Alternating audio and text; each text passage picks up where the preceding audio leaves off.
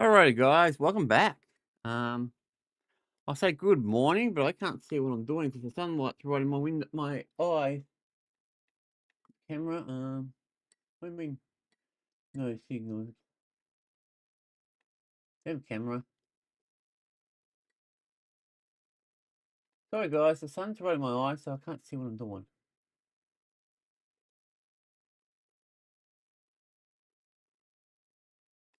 There we go. Sorry about that, guys. The sun, like I said, the sun's right in my eyes. The sun's out. The sun's right there. You can probably see it lighting up the whole room like a Christmas tree. It's a weird cloud though. Even though it's sunny, there's a lot of cloud. Anyway, I'm going to be doing my usual morning, little VOD things, because why not? But yeah, welcome back, guys. So today's Sunday for me. It's early in the morning, as you probably can tell by the white glare on my face. So you're wondering what that is? That is the sun. My room is faces the sunrise, and because of that, I get the sun glare. Unfortunately, but yeah, I'm just starting to get started. I was going to do this later, and I was thinking maybe I should do these smaller channels first, and then my bigger channel last. And not focus too much on the algorithm and shit. Just do it when I can. So I'm just trying to get things sorted out, guys. It's gonna be hard for me to look at the screen because the sun is so powerfully bright. Every time I turn my head to the left, all I see is the sunlight. Now I could just sit back a little bit more and do that, but yeah. Either way, I just wanted to make a quick little video for today, guys. Just for this at the moment. So as I said, today's Sunday. Sunday, and it's living up to its name, Sunday. It's very sunny and it's a day, I guess. So I guess it really makes it's really correct. Now, I got a few things to talk. One, I was at the hospital last night again for like the second time in that day. The hospital, I mean, she keeps giving me excuses, but this is how she is at the moment. She likes to make excuses for things, and they were talking to me and all that. They were asking me when I was coming back. I thought they needed me for something. I get down there, no, they didn't need me. I just wanted to know when I was going back. And I'm like, oh, okay. So I went there for no apparent reason, realistically, and it's starting to piss me off. So I said to her, I'm not going out today at all. I'm staying home. Home is day off. I may consider going to the gym. That's probably as far as I'll go as we're going out. Oh no, I might have to go to Northlands as well, so maybe two places. But either way, I'm not going to the hospital, so that's a bonus. I won't be back again tomorrow, and tomorrow or Tuesday or Wednesday, she'll probably be home. So I won't need to go there again. And she gets home great because there's a lot of things I want to do at home. But I can't do it no, it's not so much I can't do it by myself. I can do it by myself, no problem whatsoever. But I gotta do it with her because she's a lot of the stuff I want to get rid of is hers. Not it's a lot of mine too, but a lot of it's hers. I need to get things done. I need to get things organized here. You probably can see behind me my bed's still a mess, and there's a reason for that, and I'm gonna be explaining that in a very few minutes. But yeah, so yeah, that's what's going on at the hospital. Hospital should be very good in the next few days. Hopefully, she'll be home in a few days, and I won't have to keep friggin' missing streams because of it. I'm missing out a lot of things at the moment because of it. She like the problem with my mum is particularly is she likes to think she's the center of the universe. And as I told her last night, you're not the center. I mean, I'm being nice just showing up twice. Considering I don't have a car, where the hospital is, there's no real buses at that time of day, late Saturday evening. So, what buses stop at 6:30? I think I left about 7, so had to walk. We had to walk through the dangerous area of my suburb to walk up straight to it. But yeah, that's what's going on there, guys. Now, there is a second thing I want to talk about today. I know it's shocking. It's actually two. Usually it's just the one. Um, my phone. Now, you probably may or may not see it behind me. Yeah, you can probably see it. Let me move out the way. So you should be able to see my phone there. This piece of thing. So he's starting to give me more trouble than he's worth. So what happens with him is he's not charging properly. They told me to use where are they? Oh, lost them. So guys, it's hard for me to do things. I can't see much with the sunlight. They told me to use what these to clear out any of the dirt and all that in the USB port, which I've done a lot of it. But it has helped, but now it's getting to a point where it just won't charge at all. It charges at like you put it in, it'll say 10 hours, and I'm not waiting 10 hours for my phone to charge, by the way. So yeah, that's what's going on with the phone. So I'm thinking about getting a new one, and that's something I want to look at with you guys before we actually do anything else. So I'm gonna get ready to do that in a minute. I'm going to go and get my hello Michael, what's going on? I'm gonna go and get my catalog, 'cause I've got one of those catalogs I got from the shop. I want to see what they got in there. I was gonna do it by myself, but I thought, what the hell? Why don't I just do it on stream? I mean, I'm gonna stream in a way, so what's the point? We'll do it together. So give me a minute. I just gonna go and grab it. You probably see my crappy bed because of that stupid phone won't charge. The charging thing's very sensitive in my phone, so I can't move my bed around too much, or it just might not charge again. It's becoming a thing. I'll be right back, guys.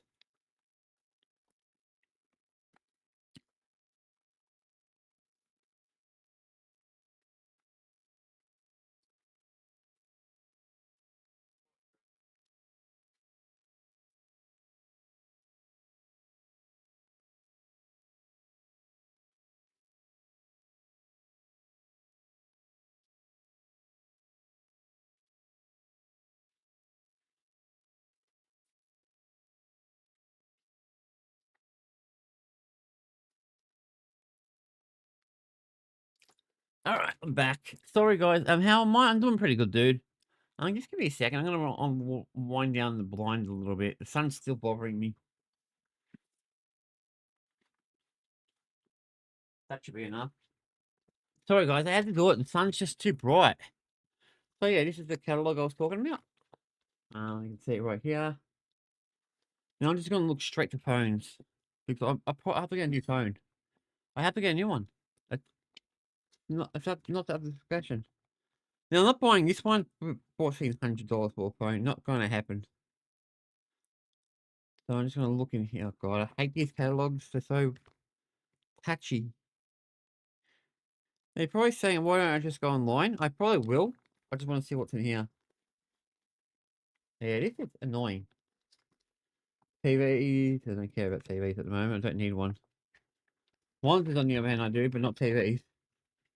Let's see. What's this?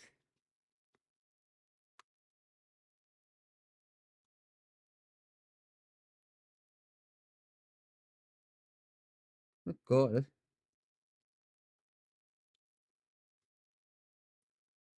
Okay. Let's see. Anything good phones? No, I don't want Edge.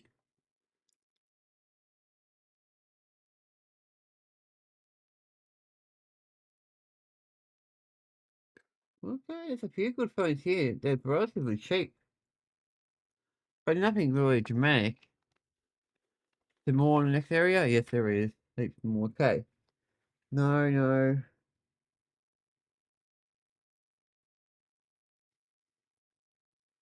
Well, I want a decent phone, but I don't want a power. Like, I don't want one super expensive, but I don't want one that's $40. Let's see. That's a bit cheap. I'm looking around about 500. So the problem here is this one is it's just. Oh, here we go.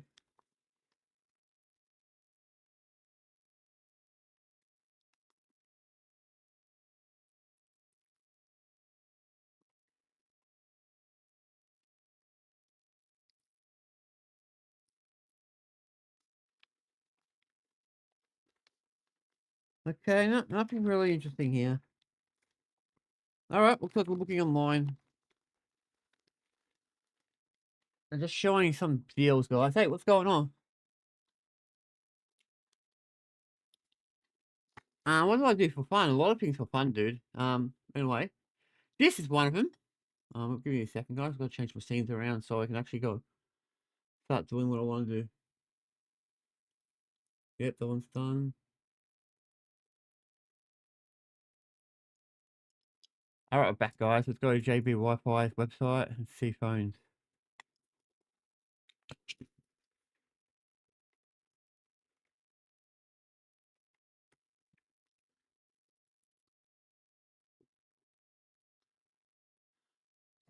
Yeah, yeah, whatever. Go away.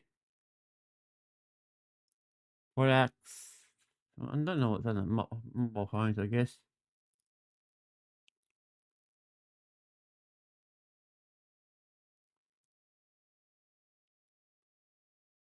I wish we just have an area where it just takes me straight to all phones instead of me choosing a category.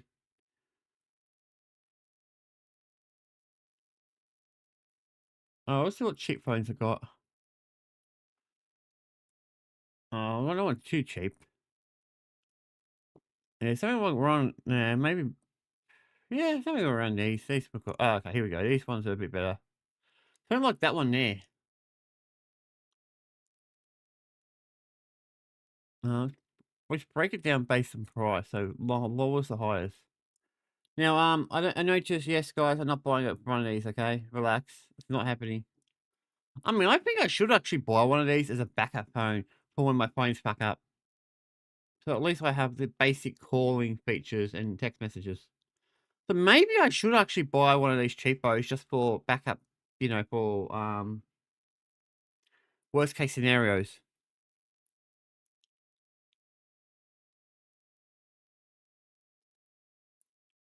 So what do you guys think? Should I buy one of these just for backup abilities?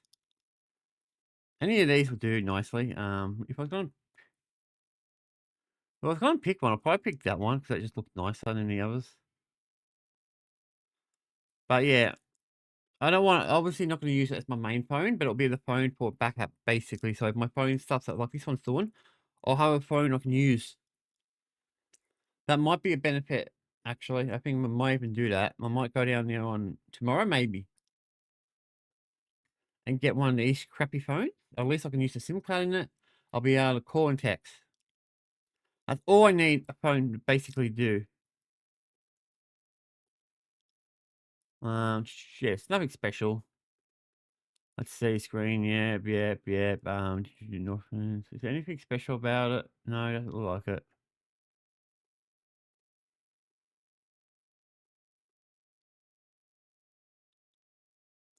Of course, North Face is unavailable. I'll have to order it.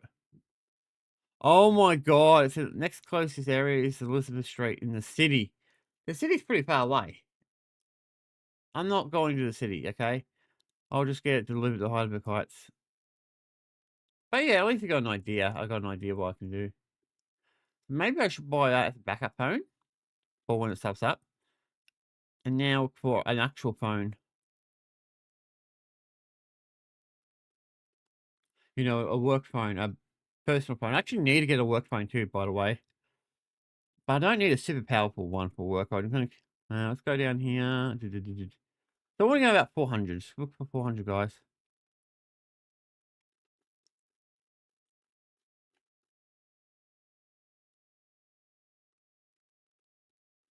Man, there's so many phones.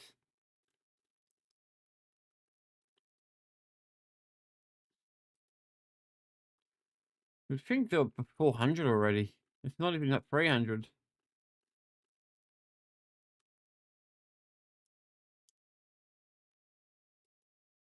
Ah, they got pre-owned stuff here too. That's why there's so many. Okay, yep. I wish I didn't put pre-owned on here.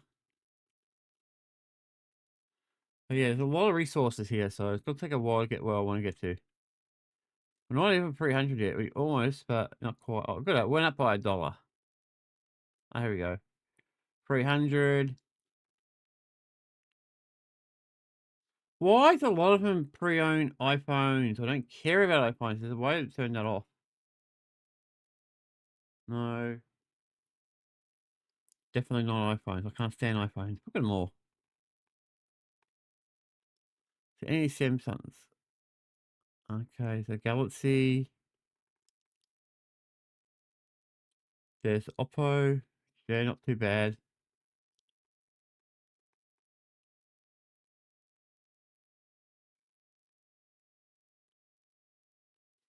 To be honest, I'm gonna choose a phone. Probably that be that should go out the way. I mean, it's very similar to the one I've got now. It's not the best phone in the world, but it'll work. As long as it has a few features we need. Let's see. I need more information. I hate it when they do this. They don't give me the information I want. Where you want, cat? I don't want you in here. I don't want you up there either. Oh, the phone's off again. Specs. Let's see. Android.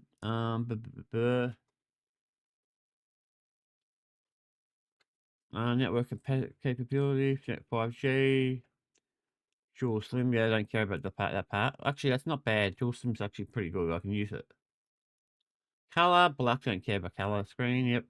Okay, that's not bad. 128 gigabytes. Obviously, it's going to be touchscreen. It's always touchscreen these days. Battery's alright. Face unlock. Facebook. No. Camera. Actually, this one's probably better than my phone. I'll be honest. I think this is better than my phone, but it's about the same price. Oh, this looks like the newer one. Yeah, that's probably why. Mine's older. But I'm looking for things more importantly. So you got audio USB. You got Wi-Fi. You got NFC, which is good.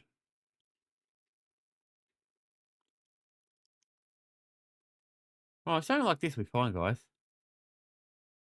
Now, it doesn't look like it has wireless charging, which is fine. I don't really care about that kind of stuff. But yeah, I'm pretty happy with that one.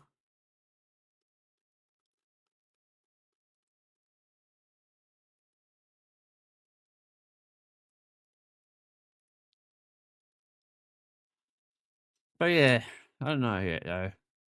Go back.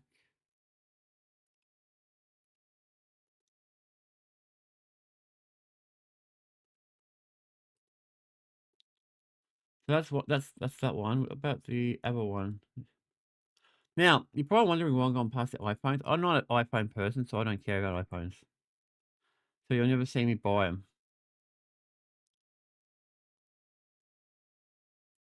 Alright, these ones are a little bit more expensive, but they're more powerful. Just a little bit more expensive, not a huge amount. Yeah, this is the one I think I actually got. Or we're very close to it. But this one's a newer version. Let's get some okay.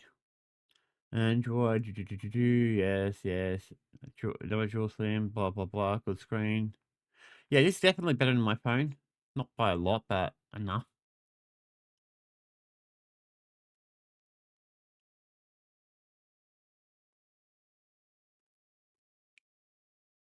Now I think maybe this one might be my best bet.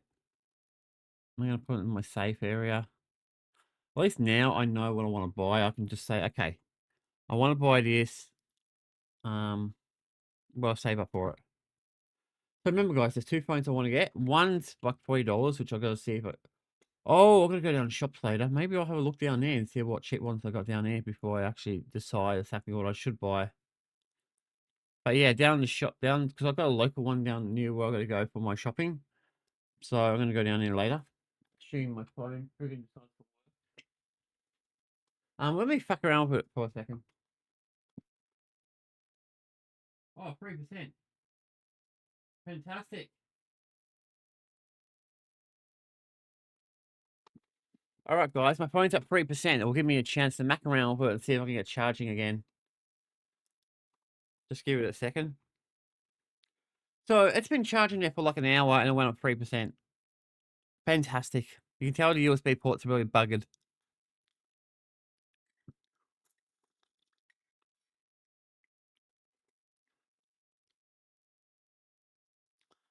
Once it charges up, guys, we'll just do it. But yeah, this is what we need a new phone, guys, because this phone just had it. It's a good phone. Nothing really wrong with it except for the port, USB port. Once it boots up properly, I can muck around with it and see if I can get the charge up properly. If I can get it charging properly, I'll be happy. At least I can use it. Wish I stopped doing that. Okay, looks like it's on. Yep, everything seems to be running smoothly.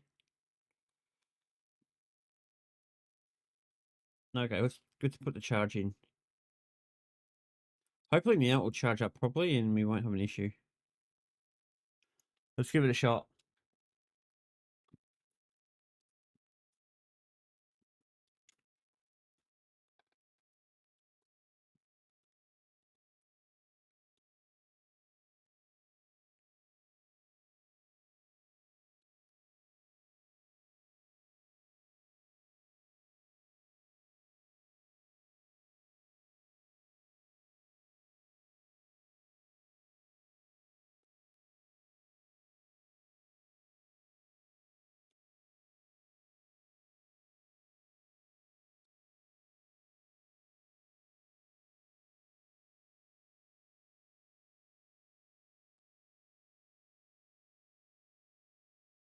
All right, we got it. All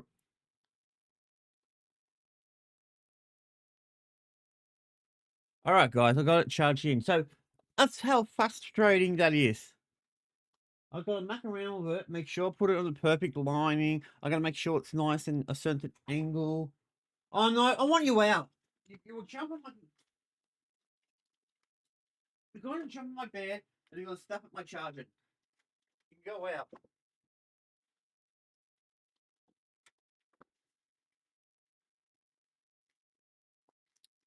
Sorry, guys, I can't have him in here because he will jump on my bed and then knock out the charger. I can't have him jump knocking my phone out.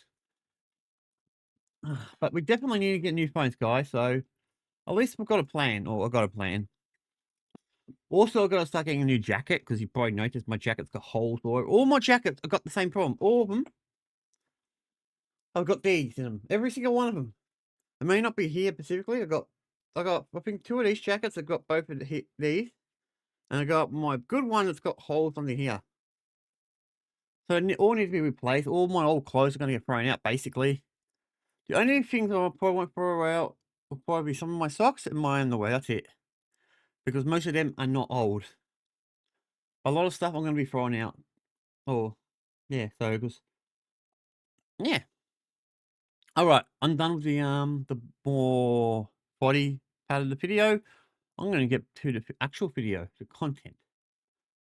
What I want to watch. Hopefully, you guys will still be here. All right, so yep. All right, let's get to it. Get you off. All right, so it was something I did see. There's two actually. Two of them I actually interested in. One is this dude here, and this one is this guy, which is more important. So I'm going to watch him right now. Johnny's Smurray, whatever his last name is. Johnny Smalley story. Yeah, so this guy, not this guy, but the guy he's covering, is a real piece of shit. He's one of those streamers that goes around, like I think he went to what was it, Israel, in Japan, and then to Korea, South Korea. He went to all those countries to cause trouble, and now he's got locked up. But he only got locked up for like 6 months, so it wasn't really that long. But I think he got more.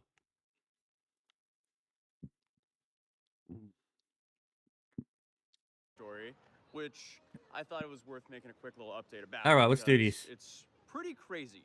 So, as we know, on April 15th, Johnny was sentenced and he was found guilty. And Of course. He was essentially sentenced to 6 months in prison with labor, and he was put on a Suck shit. S offender registry for about 5 years here in South Korea, meaning he can't go to playgrounds, just anything that helps women and children or something like that. Vulnerable population, young people, adolescents.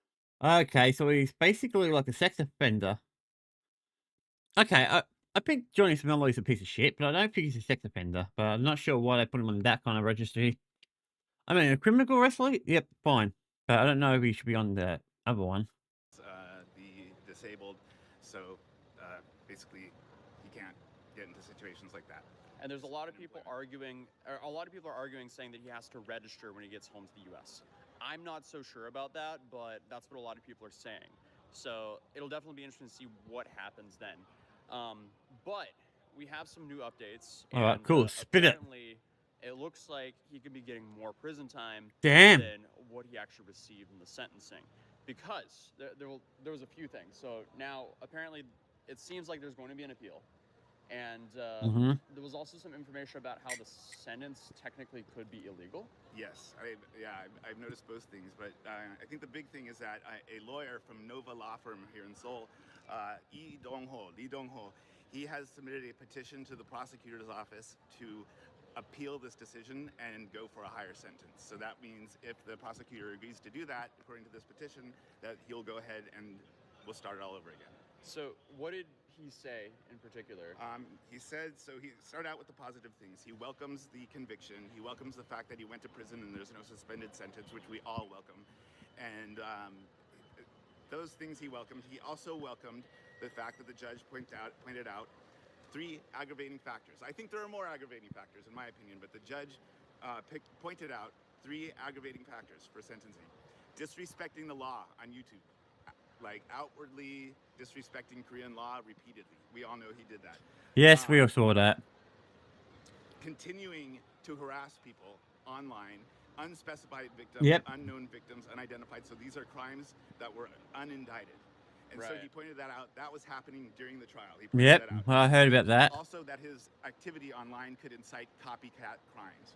So all of those things the judge said are very serious. And so Lee Dong-ho says, so why didn't you take those aggravating circumstances into consideration with the sentencing length? 6 months for all that? Yeah. Like, where did the aggravating factors come in? But what he really took issue with was the judge saying that he did not, it was not proven that the victims in the deepfake case suffered sufficient or severe shame. So that statement, I don't know if that's true. Lee Dong-ho, he really takes issue with, and he says, why such a... I mean, I don't know about that part, about the deep fakes. Now, in Australia, guys, actually, after this video, I'm going to show you a news story that they've done in Adelaide, Australia, about deep fakes. So, remind me to do that. I probably will remember, but yeah. But deep fakes are very serious now, especially here. I mean, yeah, I want to talk about it based on that, if I can find it again. Low sentence. Yeah. Especially since my client, in fact, did suffer shame and did suffer damage as a result. So what did the victim say in court when she was testifying? She did say that his actions led to a lot of hate and insults by the Korean public against her. Things that would never have happened if it weren't for him.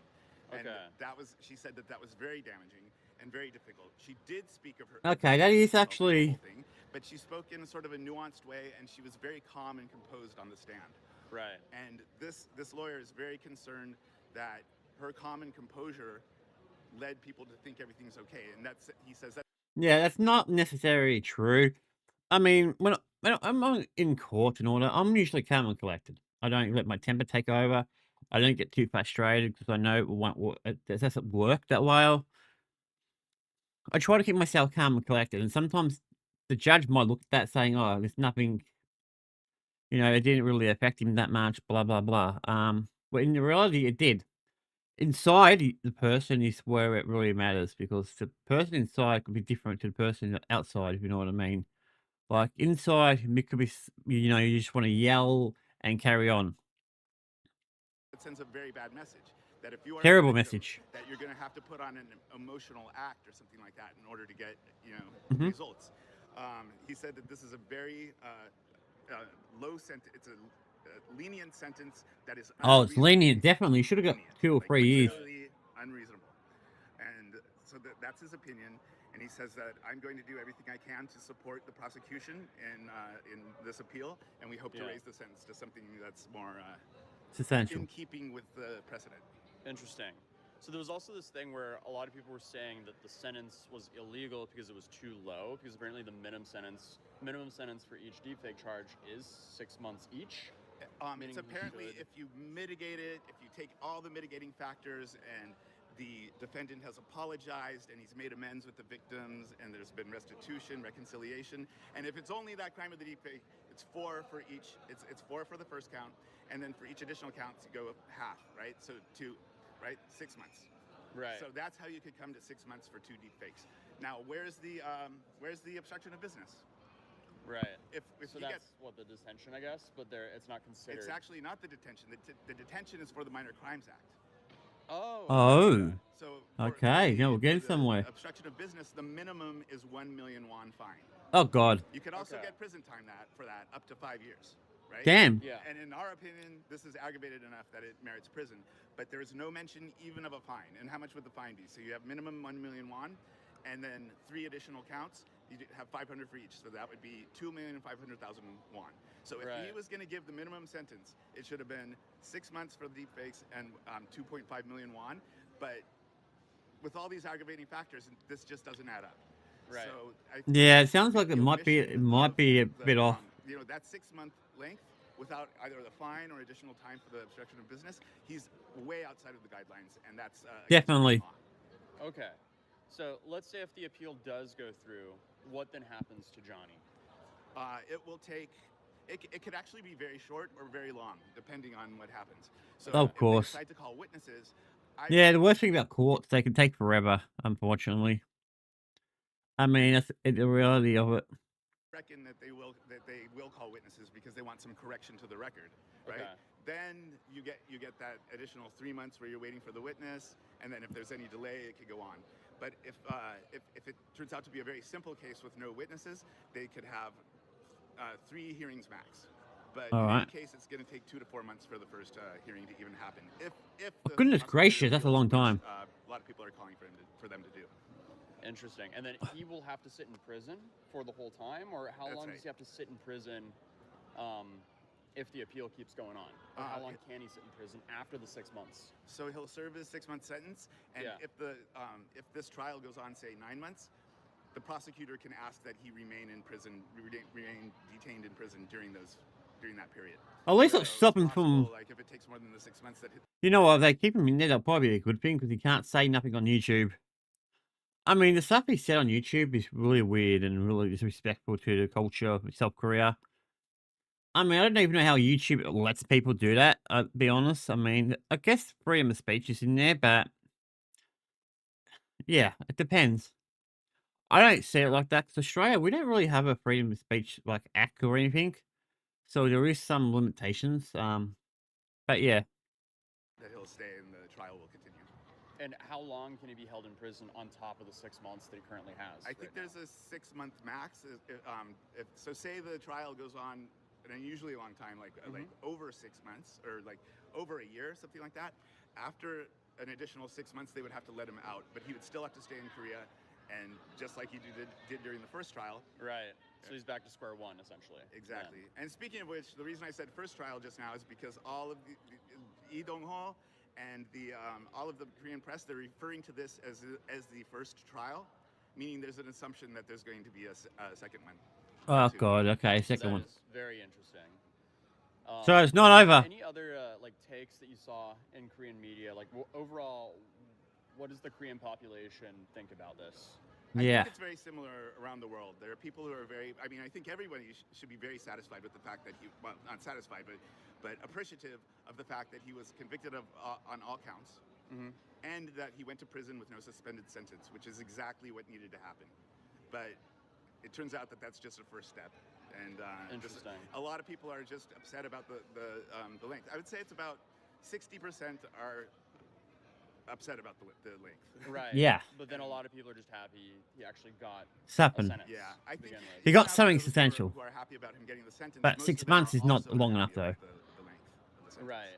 And I mean, he went on the whole time on his stream.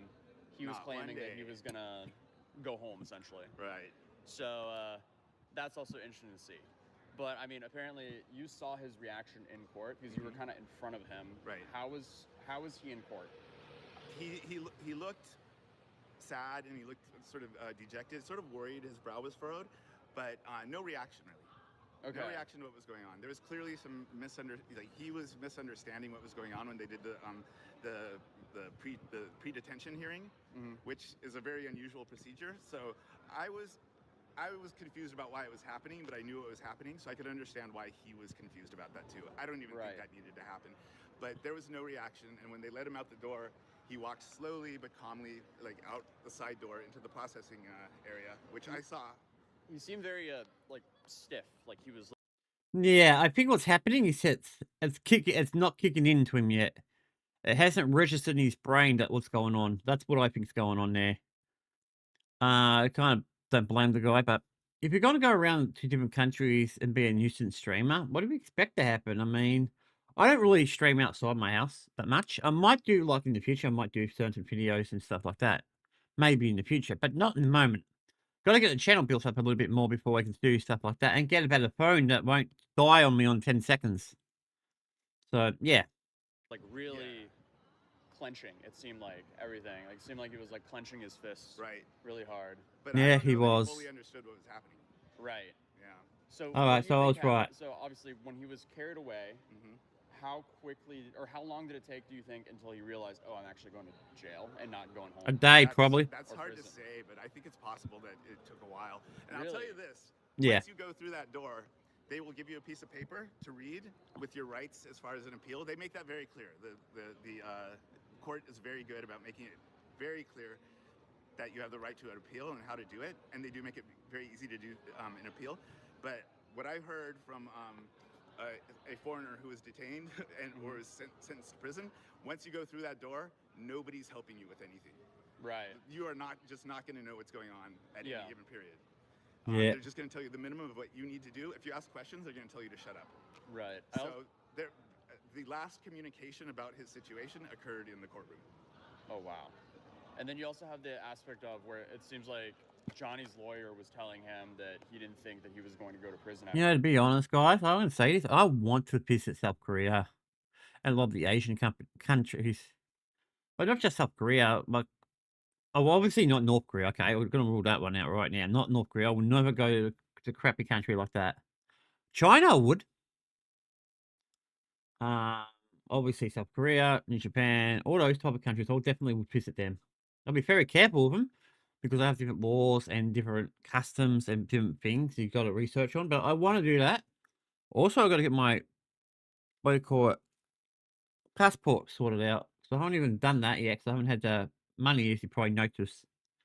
So yeah. All.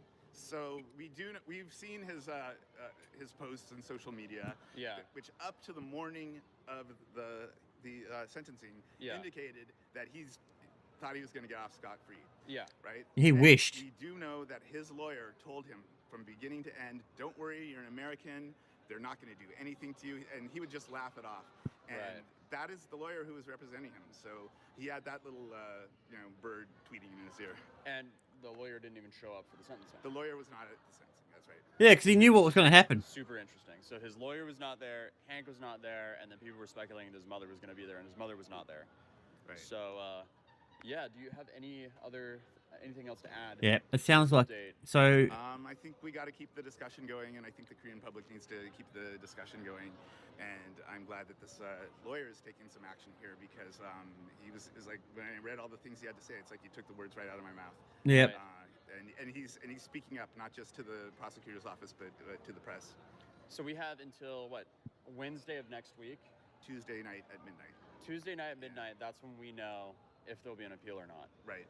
Okay, so a bit of a week. Okay. I guess we have to stay tuned till then. It'll be really interesting to see what happens. Thank you guys so much for the support. Here in beautiful Seoul again. And, yeah, definitely want to visit Seoul. It's lovely here. I enjoy coming here, but it'll be good to go home and grind out regular content as well. So I'll see you guys soon. Thank you so much to Gabe for all the help through all this. I will also link his channel, Culture Brat, down below. Oh, he said black, man. I'm like, what? I'll see you guys next video. All right, so that will still be now. I want to show you guys what was happening in Australia when it comes to deep fakes. All right, let's see if we can find it. 9 deep fake. My brain will work.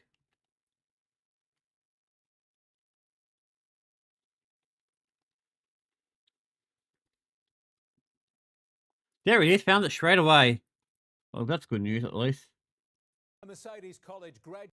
All right, guys. So this happened in Adelaide, Australia. So this is under our new laws, by the way. These are new laws. I'm not sure if it's a state law or a whole federal law, but yeah, this is some of the new laws that's kicking in. Graduate is the first South Australian to be charged under tough new laws targeting sexually explicit deepfakes. Beth Excel, these are serious allegations. Yep. Yeah, they are, Brenton. The And he's 19-year-old is accused of creating fake. yeah, you got to be pretty stupid to do these type of things, especially you're going to get caught. I mean, I know the teens these days are not the brightest bunch of people. Not not all of them, anyway. Not all of them. I'm not saying all of them are idiots.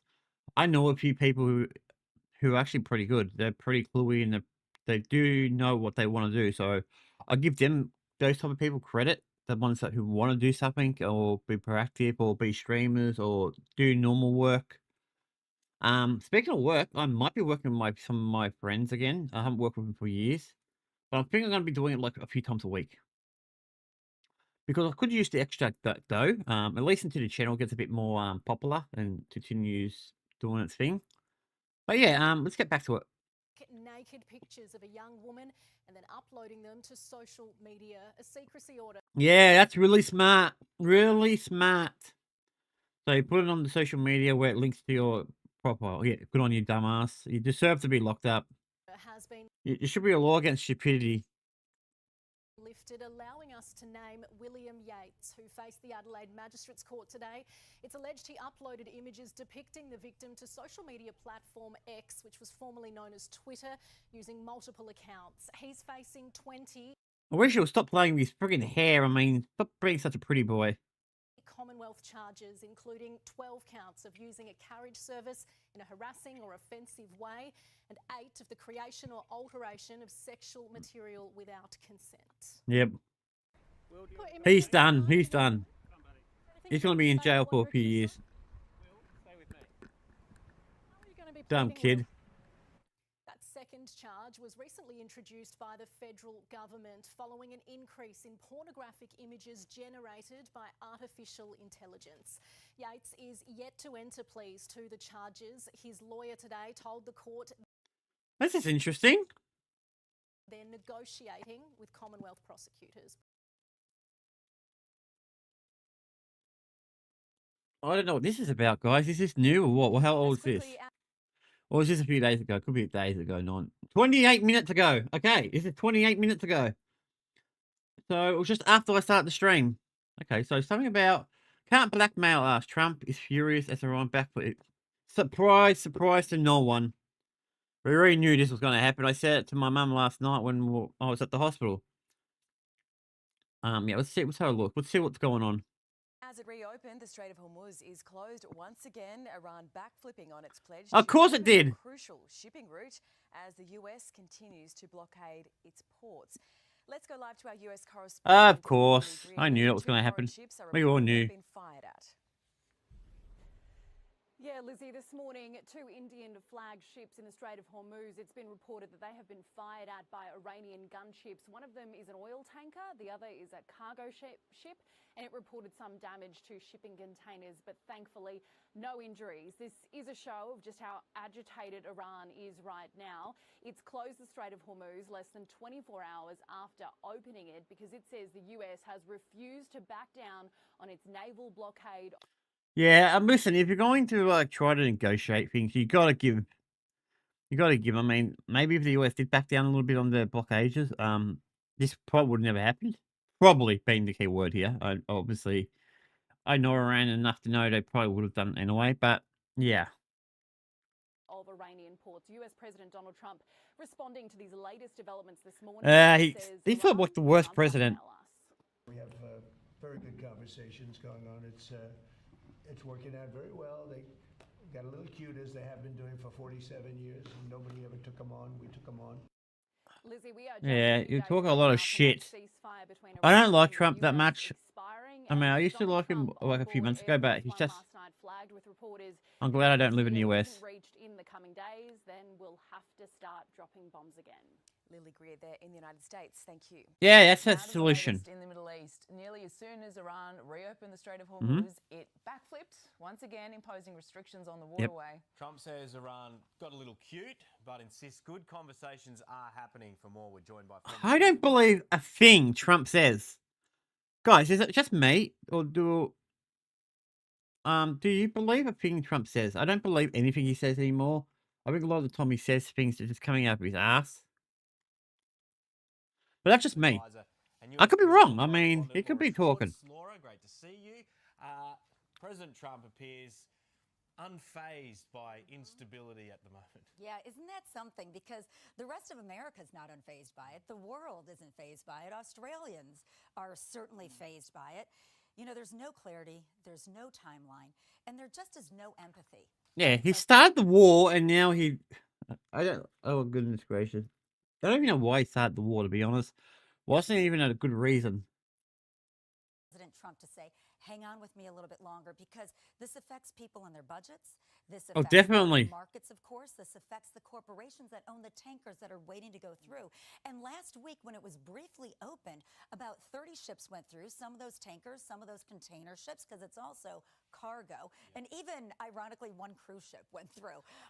But then, of course, the Iran Revolutionary Guard attacked a tanker, attacked another cargo ship. So we are in such a state of limbo that it's really hard to find any clarity to go on with our daily lives and be ready for what's next. Trump says a peace deal should be made by Wednesday. I mean, Bullshit. this deadline keeps getting kicked along, doesn't it? Yeah, and Allie, you covered. Yeah, because he's lying out of his President teeth. in America for so long. You know, his deadlines move. Everything is 2 weeks. He negotiates with himself. He does, and it's this wishful negotiating, and that's not a strategy. Now, Wednesday is the official end of this first ceasefire. He said today that he's not willing to extend it. Of course, that's because he wants to make a deal within it. But here's the situation: is that we're hearing from the Iranians and Pakistan that there will be more peace talks this week at some point. We're not hearing that confirmed by the White House, nor are we getting confirmed who that would be with. Right now, it does look it would probably be J.D. Vance. And look at this. We were here last week talking about this, along with Steve Witkoff and the son-in-law, Jared Kushner. But a lot of those details are just escaping us right now. Laura, we saw oil prices immediately drop, at least when the Strait was temporarily open. If negotiations fail, despite Donald Trump saying that they're having good conversations, could it impact any progress made, this backflipping on opening and closing the Strait? Michael, that's such a good question because it can just wipe out the gains that were made. I mean, oil right now has been going over $100 US. Yeah, it's pretty expensive, guys. The market. I mean, I'm almost tempted just to dig straight down under my house to see if there's any oil down there. Lated last week in America and of course here too. Not likely though. That will definitely make a difference because now that it's closed, we know that the chokehold on the Brent crude oil is still in play. And the thing is, it's not just affecting the Middle East and all the Gulf partners. It's affecting everyone across the world. Yeah, it's Laura, I have to ask you, I thought I'd seen everything with Donald Trump, but this week we've seen him as AI Jesus. We've seen him taking on the Pope. Were either of those things on your 2026 bingo card? They were not. And sadly, I just wonder what's next that's not on the bingo card. Oh god, this guy is so delusional. I mean, this guy is delusional in his own little mind. He's probably the worst person. He's like, I stopped so many wars. How many of those wars did you actually start? Like this one, for example. He said, "Oh no, I wasn't Jesus in that picture. I was a doctor." Does that make it any better? Does that really? What is he do? I mean, well, we know what he's doing at night. He's tweeting. He's on Truth Social. I'd really rather him be making strategy with his national security team. How about that? How about, yeah, actual doing his job? I mean, even though people think politicians are, well, rejects, they do actually have a job to do. I mean, it's what he should be doing. He shouldn't be on social media all the fucking time. I'm barely on the social media. I work on YouTube, guys, and I'm hardly on my social medias. I know I should be on more, you know, to keep things up. I just, yeah, things get going on. It's life. More sleep instead of staying up on Truth Social. Our Prime Minister. All right, after this, guys, I'm going to watch one more video, and then I might do some gaming stuff and finish up. Joint efforts to protect the Strait of Hormuz. Do you think Australia will finally be formally asked to provide military support? Yeah, no. I think it's been really interesting to see how your Prime Minister has been very involved with the French President Macron and, of course, the UK Prime Minister Starmer. It's a wonderful situation to be in because you want to be a part of that power structure. And yes, I think that Australia will be a part of that once it's reopened, not to take offensive attacks in the Middle East, but on the defensive, whether that be assisting with minesweeping. Of course, you've got some incredible surveillance equipment when it comes to your aircrafts that I can see being used that we've heard about. But yes, and I think that'll be a really interesting coalition to see take shape because these are the countries that, again, didn't feel like they had to get involved offensively. This honestly was this war of choice by Trump. He was kind of talked into it by Bibi Netanyahu. Yeah, he started it, and now he's asking for help. We shouldn't help a country like that. I mean, I do feel for Iran to a degree. I mean, I know they're a dictatorship and all that kind of shit, but yeah, Trump just wants to start wars for the fun of it, I think. Nobody else needs. And I hate it when people start wars because at the end of the day, it's not really the people who empower that lose. It's the people who, live there, the civilians that suffer. To be responsible for that at this moment. But once the strait is open, we have an agreement. I can see you taking a real lead with the other countries. All right, good. No, I don't want to watch that. All right, one more thing I want to watch, and then we'll probably move on to something else. I'll go back. Here we go. This guy, okay, Twitch CEO got exposed big time. Wait, we just saw this yesterday, didn't we? Glazing fucking Stalin in the USSR. And Twitch obviously supports all of this. Of course they do. Dan talks about I hate this guy. I don't know what it is about the CEO. When I think of pedo, he's like the first person I see in my head. And the worst thing is the CEO of Twitch. This is why probably Twitch has gone down the dunny. Community guidelines, right? And how awesome he is at just enforcing TOS. Yeah, he's right? not to mention he spies on people. He trained his staff to find the hottest e-girl. Wait, no. Yep. To ban people committing TOS violations. No. Find the hottest e-girl that he can goon to. Now, for us, the way we handle that is we have a very clear set of community guidelines. No, you don't. Where we do not Trust me. allow certain type of behavior. If you violate that, then we take enforcement action. No, you don't. You don't. Trust me, you don't. If that was true, Hassan would have been banned so many times. Forever. It's designed to say, no, you're going to have a suspension whenever Hassan has stepped over the line. We've taken action. No, you haven't. And it's interesting now because You might have done it a few those times, but folks not. Get worked up from both the right and the left on this because we have also conservative people that are saying certain things that some people don't like. And one of the things that kind of works well on Twitch is if you don't like what someone's saying, then don't go and listen to them. Yeah, right. And then it's not in your face at all. Literally. Yeah.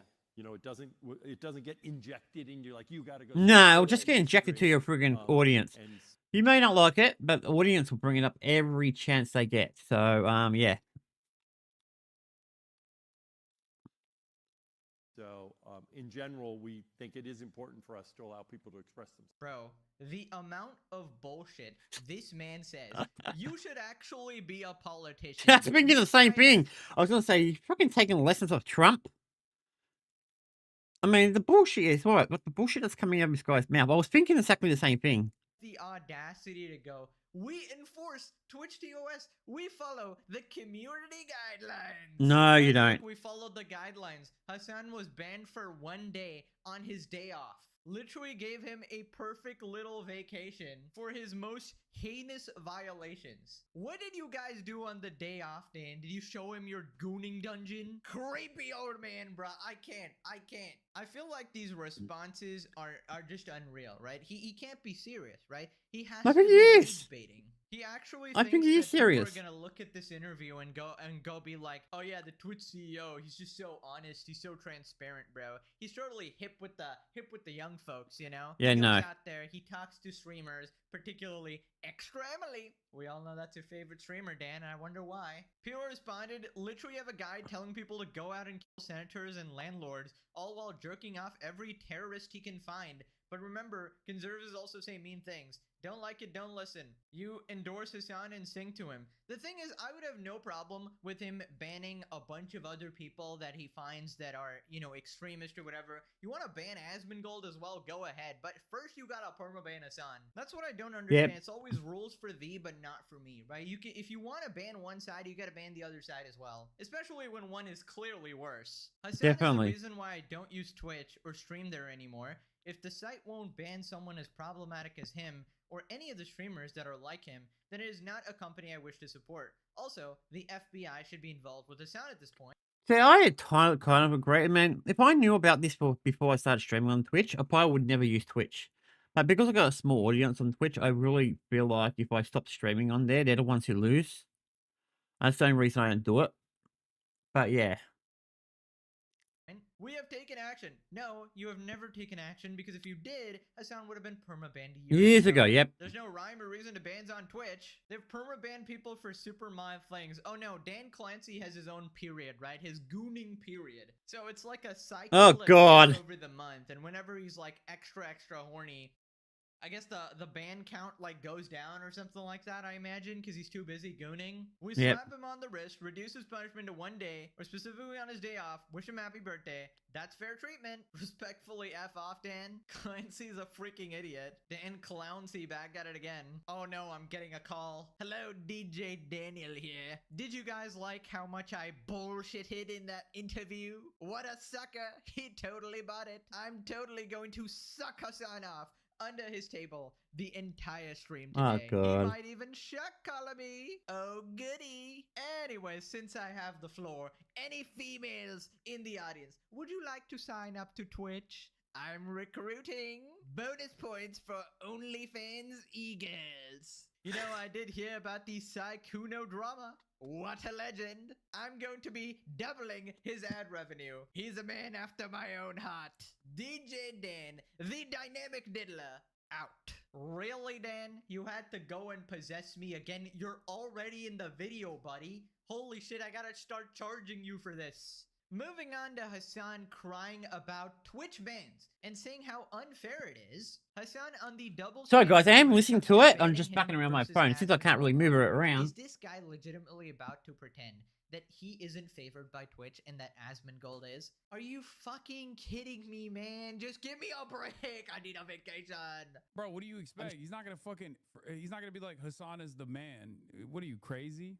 Not only, it's good that he's not saying shit like that, okay? And yes, I have been justifiably banned due to pressure campaigns, and also unjustifiably banned due to pressure campaigns, oftentimes coming from the far right.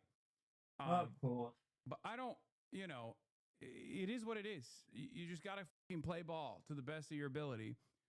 The reality of the matter is, if you're looking at like inconsistent standards, obviously Asmongold has a shit ton more violations of the terms of service than I do, right? I mean, he basically traffics exclusively in racial animus and horrible things that he says about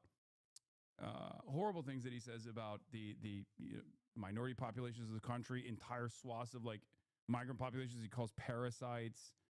Did you ever cover the roads crashing out about his ban and doubling down? No, I didn't even do that because there was a lot going on in the world that was far more constant. All right, sorry guys. I was looking at my phone, making sure I didn't miss anything. Oh, this shitty person. Yet here you are talking about him, bro.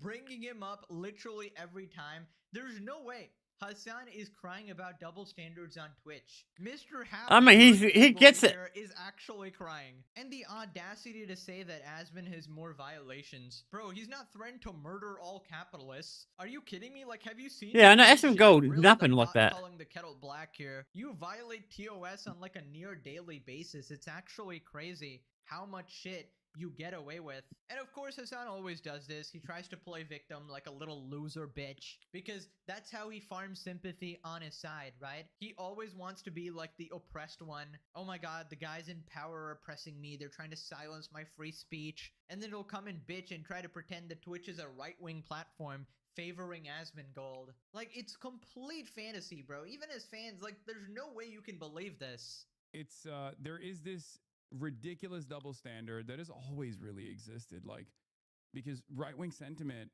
oftentimes can hide its violent commentary in the form of systemic violence. I feel like you just make things up for fun. Sometimes I think you make things up, guys. Direct calls for violence, right? Beyond.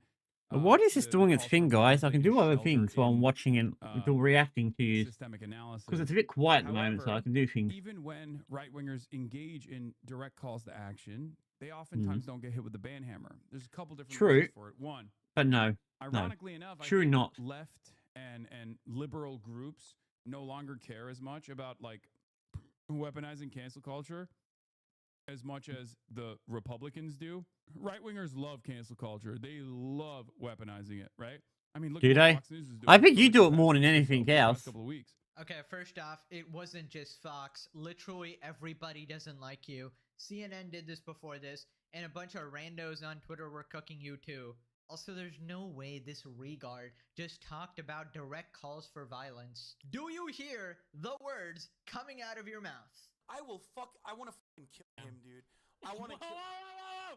In a video game. I meant it's just not in a video game. If you cared about Medicare fraud or Medicaid fraud, you would kill Rick Scott. Unbelievable. Unbelievable. This guy is the most frustrating guy to watch ever. And the worst Trust part me, I is know. it's not even rage bait. It's not even rage bait. This is how he actually thinks. So then Hassan Trust says me, I he's know. totally unbothered and doesn't care.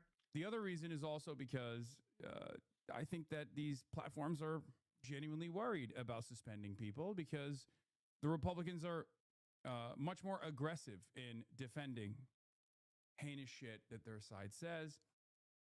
Like, there was a real likelihood when Asmongold got banned that, J.D. Vance could have said something about it. Obviously, it was like a very different media cycle at the time, so there wasn't enough backlash at all. But that was a real fear. I don't even know what Asmongold got banned for. I didn't even look into it. I didn't even care about it. And the reality of the matter is there's far too many things he should have been banned for that he didn't. Funny how Meek said you both You react say to each so, other dude. for money when you didn't even farm his ban. If roles were reversed, he would have farmed you for a week. Yeah, I don't really care. Okay, so let me just expose why he doesn't care, right? The reason he doesn't care about Asmon's Twitch ban is because he said the same shit. We literally found him saying the same stuff about, quote, goat herders. He knew that if he talks about Asmon's ban, people will bring up him saying the exact same words. Not to mention there was even more stuff that was unearthed about him being explicitly racist to several groups of people. Yep. Foolish man figured out how to work a fire extinguisher? You're really gonna fucking act like that's not impressive? Only country that unironically takes a fat W in all of this is Poland because they don't know how to use computers. If the goddamn Eurocucks can do it when they've been fighting one another even though they're inbred as shit. You know what would be funny is like if I get in trouble for this. Eric, back at it again. Yeah, like Hassan slips up even a little bit and he's instantly banned. I swear I saw a clip earlier of CEO Stan Clancy and he was on stage. Interviewer randomly asked about Hassan being banned. No one else just asked about Hassan. The Hassan bad campaigns are so obvious, dude. Thank you for your wonderful insight, Mr. Eric. I think you've swallowed at this point, right? The dick is fully down, the digestive system going through your body. You can't even take it out anymore, huh? It's fully in there. The double standard is Hassan breaks TOS, he doesn't get banned. Asmon doesn't break TOS, but he gets banned. Yep. Thank you, Ultimate Gooning Lord. Once again, here we are with Hassan pretending like every single one of his bans are just not a weekend vacation. How does he honestly believe the things he says? Like, what do you mean Asmon has a shit ton more violations? No, well, we got all of Hassan's violations. Hassan Brian Biker is once again trying to pretend that Twitch isn't his biggest dick riders. Oh yeah, basically everybody's calling Hassan Brian Griffin, right? Because he's condescending about politics. And yeah, he's crashing out over it, which we'll get to. Oh, good. I like to see that one. That one's funny. Hassan is a violent, racist, terror-supporting, anti-American, animal-abusing, senator-threatening menace who should have been perma-banned years ago. That is a long line of sentence, guys. Well, how many is that? Let's see. Violent. Let's see. Violent. I guess you could put that 1, 2, 3, 4, 5, 6. 6 things he accused him of. Jesus Christ. I mean, and I believe all of them are true, but and we've damn. literally got like 4 clips here. Oh my god, this is a new one. Okay, the head size is very accurate, but Kaya doesn't seem to be in as much pain, so gotta make it more realistic. Like clockwork, the Hassan system works every time. Moving on to Hassan crying about a TikToker. Basically, this TikTok girl was glazing Hassan, saying, "Oh my god, we need to embrace Hassan Biker, the Democrats." You look like a douche. Regard here, obviously, embracing a terrorist dick rider, but she made the fatal mistake. She happened to compare him to Brian Griffin from Family Guy, and Hassan instantly rolls his eyes and gets triggered and stun-locked. Hassan rolls his eyes at being labeled Brian Griffin by TikTok. This is the TikTok meta. We do not have the luxury of not platforming Hassan Piker. Okay? We don't have the luxury of ignoring Hassan Piker. Yes, we do. We certainly do not have the luxury of castigating or insulting or looking down our noses at Hassan Piker. As hilarious and accurate as it is to call him IRL Brian Griffin. Like, I think that shit's hilarious and apt.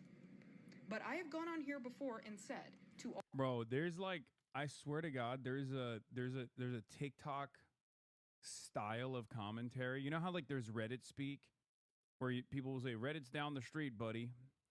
This is the TikTok meta, and it's like it's even somehow less educated than the fucking than the Reddit meta. Like at least the Reddit meta is they write like all these long effort posts about how I'm a danger to American empire. I'm a danger You're a danger to America. I hate everyone. America. I'm Not anti-NATO Atlanticist, and therefore this is an untenable position or whatever, right? you're not really But the dangerous to TikTok anyone, one to be is honest, even because you're dumber just a than bit of a that, where bitch. they're like, huh, he's just like, he's a guy who talks condescendingly about politics, so he fucking reminds me of Brian Griffin. Yeah, Yep. I feel like Hassan has got to be the most miserable man alive. Oh, yeah. Take a joke, man. That's a light-hearted jab. She was literally glazing you this entire time. She's going like, oh my God, we can't afford to shit-talk Hassan. We need him. We need him and his shoulder pads.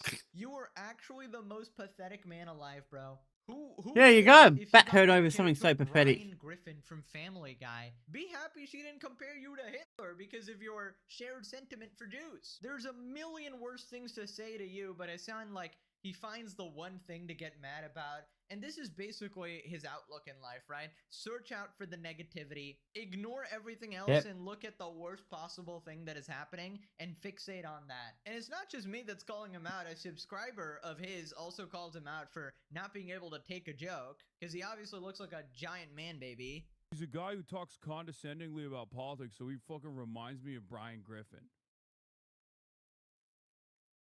Oh, God. That, and also he wears expensive clothes, so he's a fake commie. Dude cannot take a joke even when the video is defending him. No, I'm just like seeing, oh my God, I just see it so frequently. It's like, all right, yes, I'm fucking Brian Griffin. You go on Reddit, I'm, Osama bin Laden, al-Baghdadi combined with Yahya Sinwar. You go on TikTok and it's always like, he's just Brian Griffin. Can I not make analysis about like overall platform, like the differences between like political expression and different social media platforms? Am I not allowed to do that? Can I do that without some dumb fuck chiming and being like, "Oh, you can't"? You know what? No, we're going to keep picking on you because you're such a shit person. Yeah, I hope you got the message there. Never attempt to joke with Hassan Piker, especially about politics. I know, he's such a crybaby. Commentator.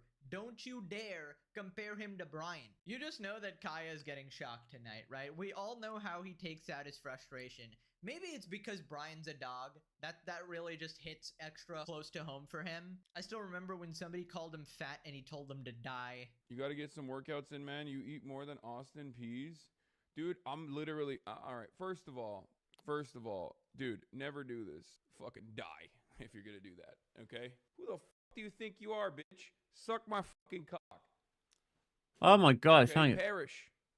You're only a bitch. Classic Hassan, fucking Tubby here, cannot take a joke. Also, Hassan goes, oh yeah, I see this so frequently. Maybe because it's true, maybe because it's accurate. I mean, all the comparisons, like, I don't get compared to Osama bin Laden. I feel like that's a you problem, you know? Something you say or do makes people give you these nicknames. Yeah. Let's make the new updated nickname, right? We got Hamas Diddy, Bin Laden Adolf Jeffrey, Small Head Petite Feet, Shoulder Pad Piker.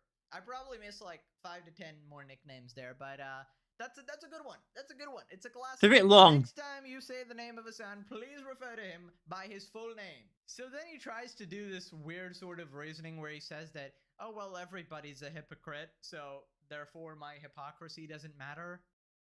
Streaming somber. Dude, no one's a bigger hypocrite than he is. Jesus. Where the fuck does the Brian Griffin thing come from? You have nothing in common with him. He's a lib. It's literally just guy who talks about politics and is annoying. That's it. And also hypocritical. This is what it is. It's hypocrisy is the number one marker of a person. Like hypocrisy baiting, hypocrisy fishing is the number one marker of a person who doesn't understand ideology, who doesn't have any sort of like real political convictions, and simply wants to apply some kind of criticism, there are instances where people engage in like inherently hypocritical uh, things, incredibly hypocritical actions, right? There are oxymoronic positions, the entire Groyper movement being comprised of like, brown people, even though Groypers are white supremacist neo-Nazis. There we go. Be But in most once. circumstances, it's just, criticism without synthesis is precisely what it is. Hassan, what the fuck are you on about?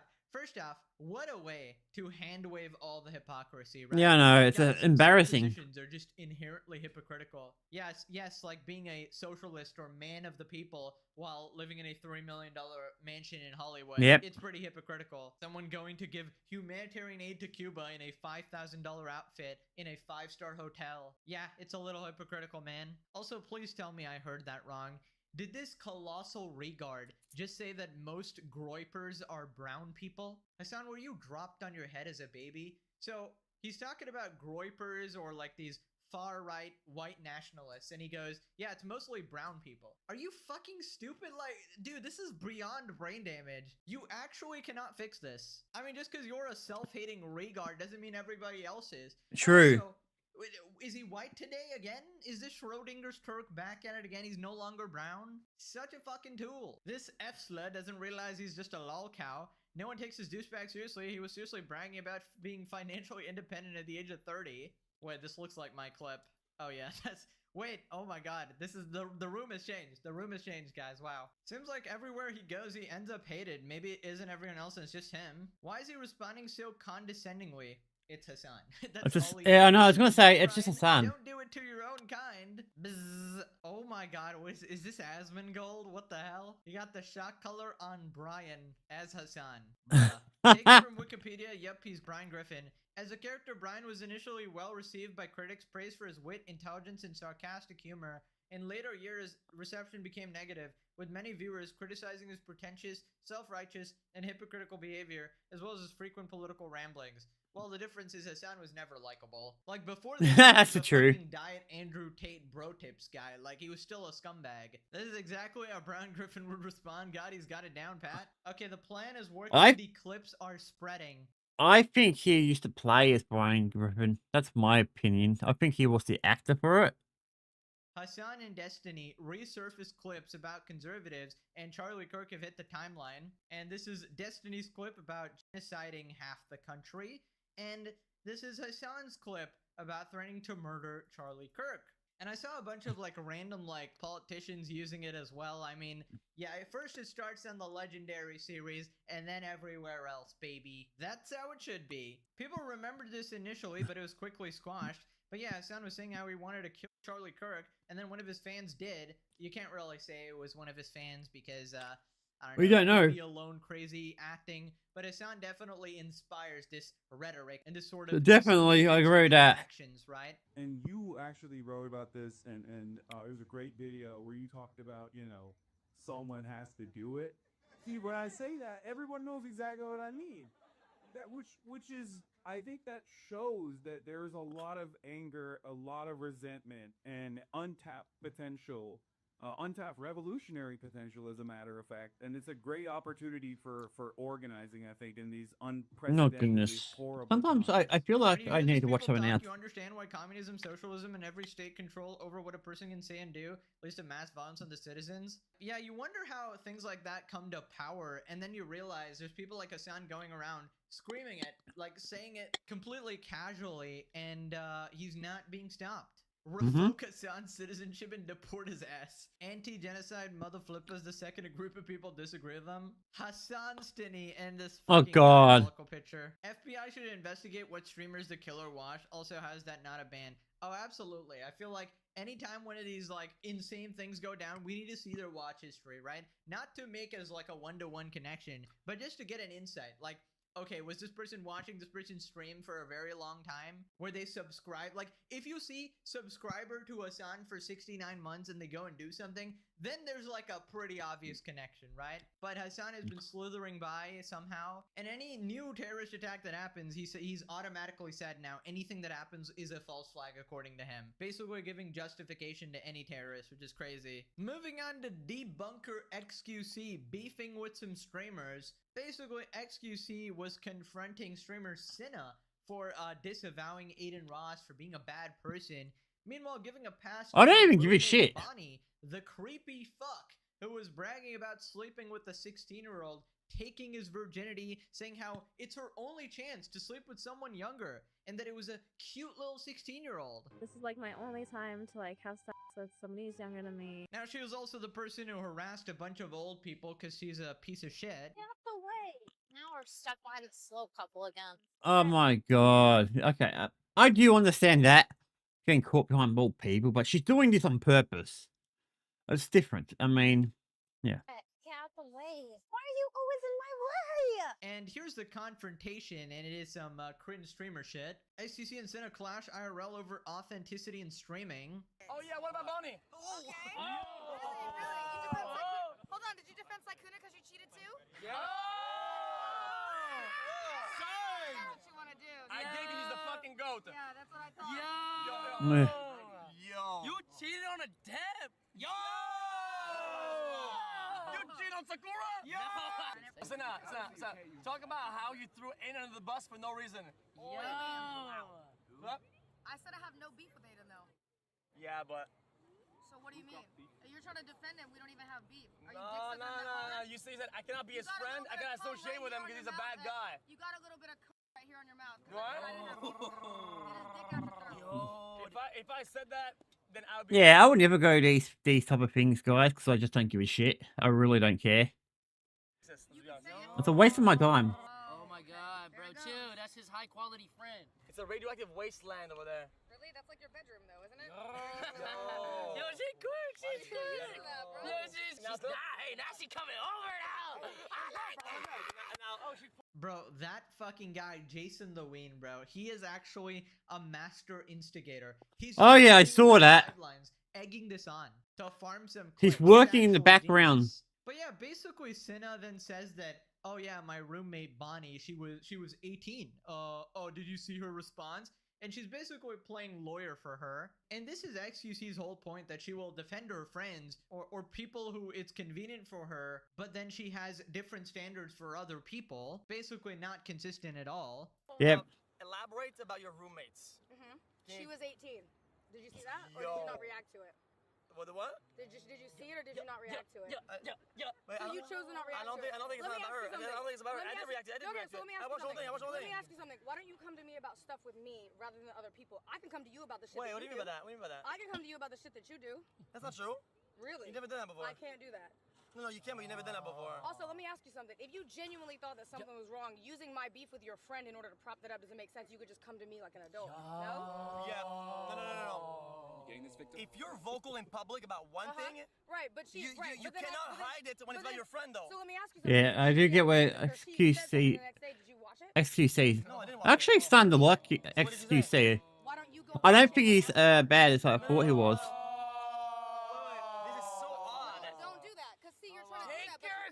Yeah, it's really annoying with these guys constantly interfering. He can't talk because these guys just don't shut the fuck up. Man, such little bitches. I mean, I can't really hear the conversation or hear these guys constantly going over it all the time. I mean, what is this? The retarded group here? I mean... Hey, look at this guy! Look at this guy in the red! Sometimes you gotta fold for the greater good. So you're saying... Sometimes if you went too far and things go too far... I don't know. You gotta be the one to slow down. So you're giving excuses on why you copped it. Bro, be nice to him. Be nice to him. He's only a 32-year-old. She's too heated, and I feel like if I go... Yeah, dude. This guy's an idiot. I don't like this guy in the red, especially... I don't like his whole friend group. I mean, other than XQC and the other girl, but I don't like it her that much either, to be honest. But, yeah. You can't really have a good debate when you got people interfering all the time. It's too far. I feel like I hit a string and I shouldn't have done that. Don't copy it now. Okay, first off, you know that this Cinna person couldn't defend her because she literally just went, go watch the clip, right? You would actually tell him what was in the clip if you actually had a defense. But the clip she's talking about is literally Bonnie just saying that she was 18. That's it. That's the entire clip, right? She didn't mention anything else. So she was acting like she had some bulletproof defense that made it like out of context. But no, the reason people were mad is that Bonnie's a fucking creep, not just for the age gap, but for her describing the whole thing like a massive creep, right? Can you Yeah, that's imagine really a weird. guy going, "This was my one chance to sleep with a 16-year-old. Oh my God, I wanted to take her virginity. And she's a cute little 16-year-old.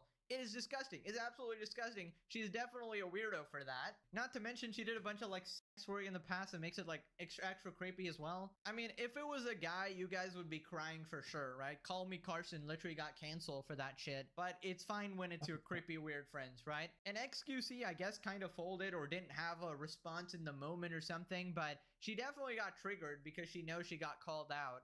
Why is she acting like Bonnie's age is the issue? We heard her say why she wanted to do it. That's the problem. I don't get her defending Bonnie. Regardless if she was 18, she was bragging about sleeping with a 16-year-old boy. Should have bought up her friend's alter ego cam model. SCC is the only real human being there. Now reverse the roles. 18-year-old male frick worker decides to sleep with a 16-year-old teen. Oh yeah, that would go well, wouldn't it? Frick work at the time. This wasn't some We high know school just what will happen then. Okay, I have no idea. Like, she's hidden her past or some shit. I don't really follow these streamers at all, but I just found the clip super weird. Cinna is usually hilarious, but when she shares her real opinion, she's disgustingly toxic and woke. Oh yeah, she's definitely that type, right? The Hollywood streamer type. She didn't even defend her friend Emiru either. Jason and Ron like two Sims defending Cinna. I think they're just trolling, to be honest. Jason literally defending David, Grapus, Pia. Yeah, wait, that was some weird shit. Apparently this dude like was super buddy and made like a song with this guy who's now like getting charged for murder or something like. Oh God. What is going on in these streamer groups, bruh? Moving on to some wonderful news, a little side story here. Our boy Johnny Somali has finally gone to prison.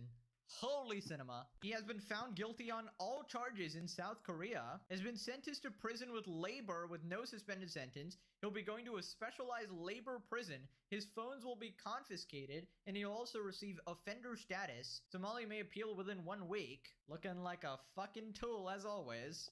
Johnny Somali, aka Ramzi Khalid Ismail, has been sentenced to 6 months and 20 days in prison with labor in Seoul, South Korea. They put him on the fucking workforce, bro. They said you're gonna turn big rocks into little rocks for half of a year. By the way, It might be even longer, Ramzi apparently. Ismail, aka Johnny Somali, was found guilty on all 8 charges. So there were 4 counts of business obstruction, 2 counts on the Minor Crimes Act, and 2 counts of the deepfake distribution. Guilty on all charges. He was sentenced to 6 months in prison with labor, an additional 20 days of detention, and 5 years of offender status, with his phones being permanently confiscated. But how do we get there? Ugh, guys, I'm stiff. Man, getting used to getting back on streams, it's very hard.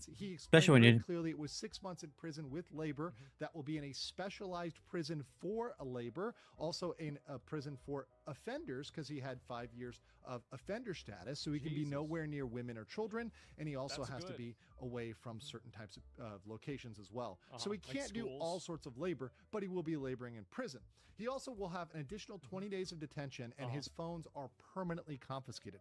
He will only got 6 months. So the prosecution has a chance to go to the court and say, no, we need more time. We think this is not fair. Somali can also try to appeal this, but the thing is for Somali, where appeals really aren't going to work in his favor, is the average appeal takes about 6 months. So if Somali is angry about this, he has to appeal from jail. So wait a minute. So if you want to appeal your 6-month jail sentence, it takes 6 months and you have to wait in jail. There's no point. It's just completely worthless. That's the dumbest thing I've ever heard. He should get several years in prison, in my opinion. But this is a good start, right? This is a good start. He's finally facing some consequences. It's lovely to see. We all know he ain't learning shit in prison either. Yep. Probably just gonna make his sentence worse. And oh my god, how long did this take, bro? Like, I remember like Atozi was covering this guy for an entire year or more or something like that. I was also making a bunch of videos on him, and then I sort of pivoted to other stuff. but basically everybody was waiting on this guy's downfall, right? Oh, there's yeah. a bunch of parallels to our boy Hassan, right? A bunch of people praying on his downfall, and I can't wait till Diddy Piker sees the inside of a prison cell. That meme needs to come true. Soy Cock Destiny and Cockroach Hassan in the same cell. Make it happen. You know, there's a law of the legendary series. Whatever is most cinema will happen. So it's only a matter of time. And to those of you losing faith, have patience, okay? Have Great faith. things take time, you know? People responded 6 months isn't long enough. I think they can make it longer, like if the prosecutor appeals or something, I don't know. Justice for Johnny, give him the full 3 years. Literary behavior so unemployed he was sentenced to a job. Nothing was proved wrong when he claimed I won't spend 1 day in prison. But we are petitioning the Korean prosecutors to ask for more jail time. 6 months simply isn't enough, absolutely. A Korean here, there's no 6-month incarceration for first-time offenders, especially if foreigners are convicted. Johnny must have pissed off so many people, especially the judge. Yeah, he was talking shit to the judge and everybody. Work camp for him is pure torture because he never worked a day in his life. Also, he looks weak as fuck. Now click this video, or you... Oh, that's funny, guys. I actually want to see something. There was some gaming stuff I wanted to do, and I forgot all about it. I was supposed to do it at the beginning. Colt Eastwood. I get his name right. I'm always getting his name wrong. 2 days ago. All right. Apparently, there is some new Xbox updates, so I'm going to watch this one. I think that's a stream. No, that's a stream. Oh, there's one right here. And there's one from 2 days ago. Oh, God, we've got two. Okay, let's see how we go. This is your gaming weekly news. So once we're done this one and probably this other one, we'll finish up. Like I said, guys, it'll take a while for me to build up the streaming bone because I'm not a patient person. But yeah.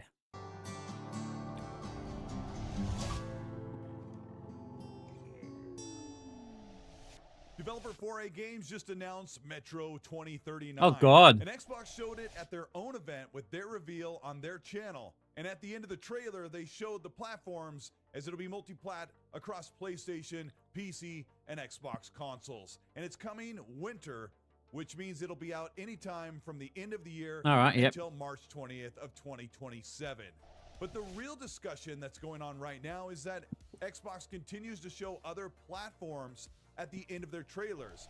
This year, Xbox did Developer Direct, a partner preview program, ID at Xbox, and other showcases with their upcoming game showcase in June, where they'll show everything they're working on and everything partnered, and they've been putting the PlayStation and Nintendo Switch 2 logo alongside their own platform.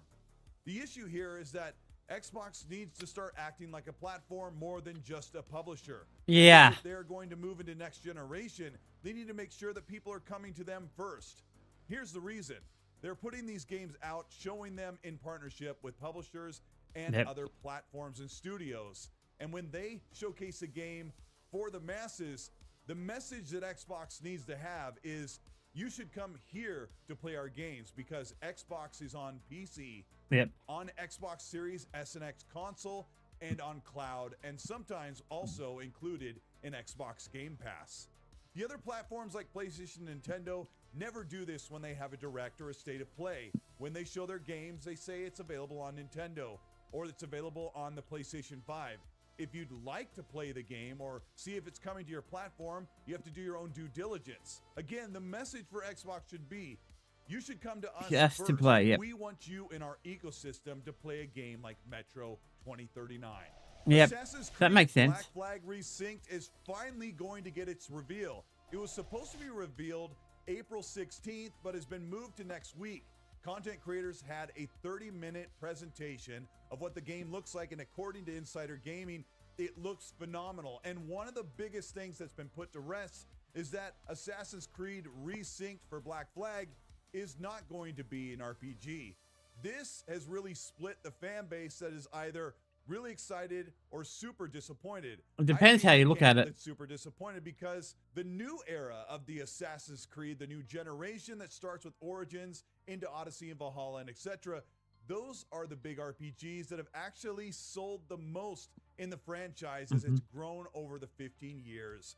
And this one is not going to be a reimagining or remake. It's going to be a full visual overhaul. Okay, so basically new. Yet you're looking at footage that I recorded on PC, and this is about as good as you can do, as much tech as you can throw at this game, and it has a release date of July 9th, 2026.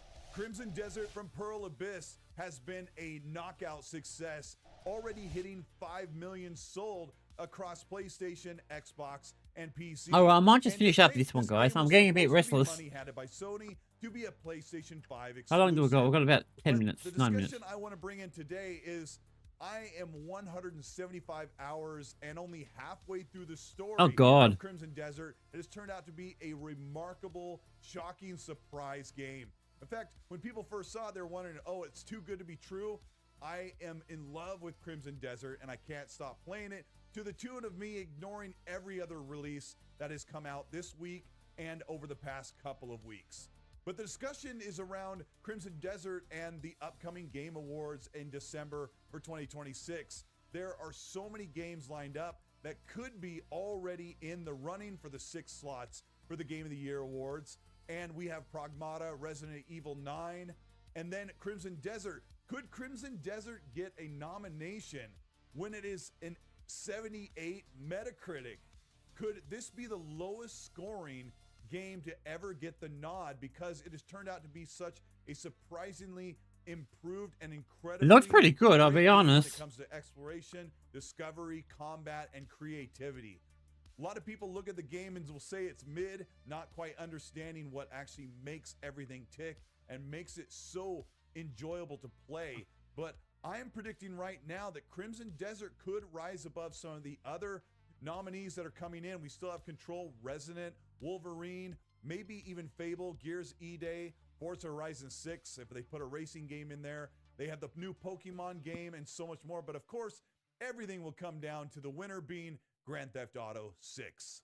Windows Central Jez Corden says that Microsoft is talking behind the scenes with the Xbox team about bringing exclusivity back to the platform. Oh, about time. Talking about Xbox treating themselves as a true platform and not just a publisher. It's interesting to think about Microsoft possibly looking at The Xbox, being platform, so they got the hardware. Now they're doing it the right way. I think they're doing it the right way. They shouldn't be releasing on PlayStation and Nintendo. No, well, at least not straight away, anyway.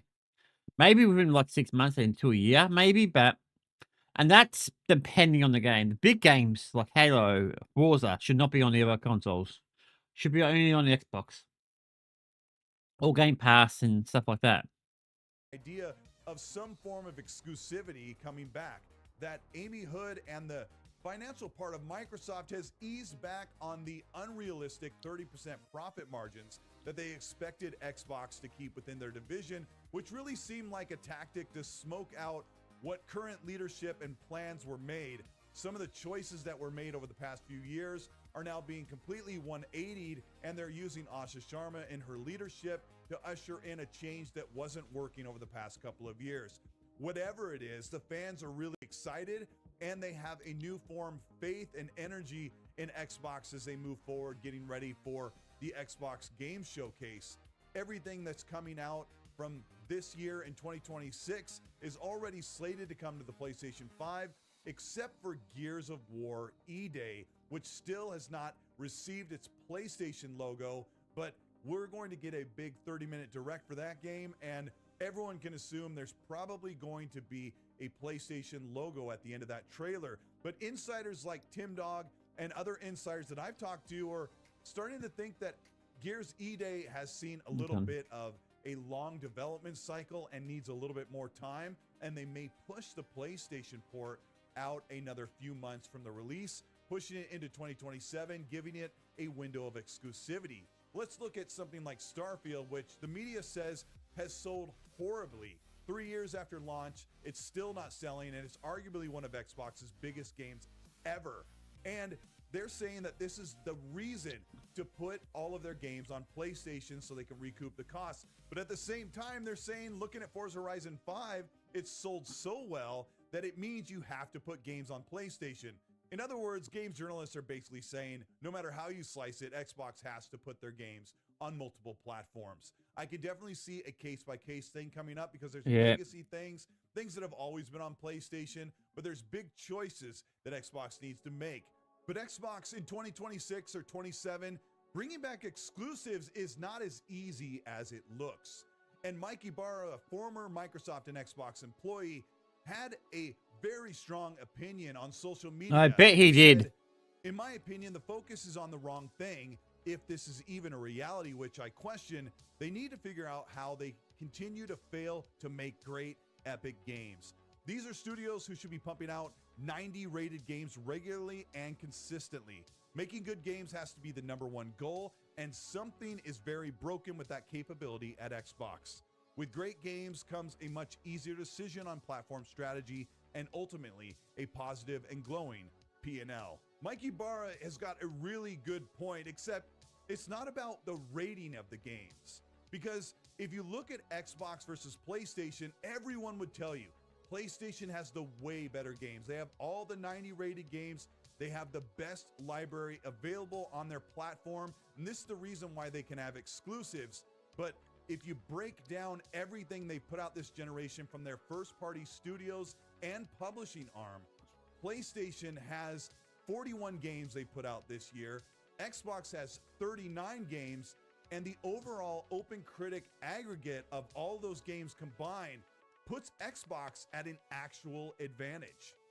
With PlayStation at 79.4% and Xbox at 81%. Oh, just behind. Which means overall Xbox has the better games. Just pick and choose which ones you want to play. But that's not really what gives Xbox the right to have exclusives. Having higher rated games isn't really the answer. The answer is having popular, really strong games that everyone wants to play. When you bring out a game like South of Midnight, which did okay in scores, or Avowed or Outer Worlds 2, those games have decent scores, but they're not setting the world on fire and bringing everybody saying, I have to play this game. Now, if Xbox wants to look at something like Gears E-Day, or possibly even changing the idea for Fable, or taking something like the upcoming Elder Scrolls 6. And Yeah, there's a saying, lot of good games "This coming is out, one guys. I got. that we want to have on." So the plan is, after I've done this, guys, I'm going to have a few hours break. I've got to catch up on one of my games, and I'm going to stream on my gaming channel because I have not done that for a while. If you want to I've play been on this here game, pretty much every come to day, our and ecosystem I'm going on to keep Xbox doing it because I PC, actually enjoying it. Xbox console, or play it on cloud on any device that supports that. And Xbox's CEO Asha Sharma has made public statements, and now a leaked memo also shows her support for changing Game Pass, with her basically saying that it's become too expensive. Game Pass got a 50% She's price right. hike over a She year is ago right. and I has mean, I'm seen not disagreeing with a bunch her. of people leaving the service. The problem is Xbox Game Pass isn't growing, but it's still making the same amount of money. But Asha Sharma's come in and basically said, let's look at everything that Xbox is doing that either isn't working. I'm actually interested because I didn't think she'd be doing the job she actually is into, but it looks like she knows a little bit more than I give her credit for. But we'll see what happens. I mean, she can do things without wrecking it too much. Yeah, I would be all for it. Or people just really don't like. And how can we change the perception of the brand? Bringing Game Pass into a better price market is definitely one of those things, because Game Pass has been one of the most forward-facing things that Xbox has, and one of the most popular ways for people to get into the ecosystem.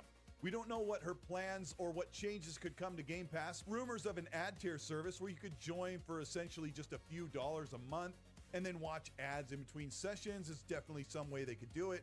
But bringing cloud out of the equation to lower the price of Ultimate, or bringing in a tier where you want Call of Duty, Xbox first-party titles, Bethesda, Blizzard, Activision, and any other third-party first day-and-date games that come to Game Pass, you could pay for that tier. The actual reality is that Game Pass might have to get an extra tier to bring the price down across the board, or maybe reducing the price per month for every tier to make it more affordable. Because in my opinion, if you want Game Pass to succeed, if you want it to grow, it's not going to grow by charging more money. It's going to grow by being more affordable. This is Definitely, exactly I do agree. Netflix, Disney Plus, and other subscription services that were so popular in their heyday, but now they've just become too expensive for people to be debiting that from their account every single month. And when it reaches a certain threshold, there's a personal number where people feel like, nope, I'm done. I don't want to pay this money anymore.